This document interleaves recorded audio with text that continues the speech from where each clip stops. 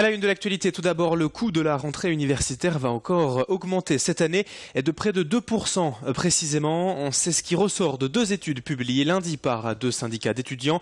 Le logement, les frais de santé et les droits d'inscription sont particulièrement en cause, notamment en dès septembre, le mois le plus difficile pour les étudiants, car logiquement les dépenses sont nombreuses et importantes en début d'année. Les syndicats estiment ainsi qu'il faudra débourser entre 10 500 et 15 500 euros pour une année d'études hors du domicile familial, ce qui incite plus de la moitié des étudiants à travailler pendant leurs études, alors que de plus en plus renoncent même aux soins médicaux.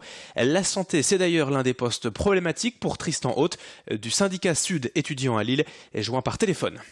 C'est un constat que nous on fait depuis longtemps. La santé étudiante, c'est quelque chose qui est extrêmement cher et c'est un poste qui est de très mauvaise qualité, mais ça c'est du fait du système de sécurité sociale étudiante qui est géré non pas par l'assurance maladie mais par des mutuelles qui sont des entreprises privées qui voient leur intérêt à vendre plutôt des complémentaires santé plutôt qu'à gérer la sécurité sociale des étudiants. Il y a eu des rapports de la Cour des comptes, du Sénat, de l'UFC Que Choisir pour dire qu'on avait affaire à un système qui était inefficace et extrêmement coûteux pour les étudiants et pour l'État.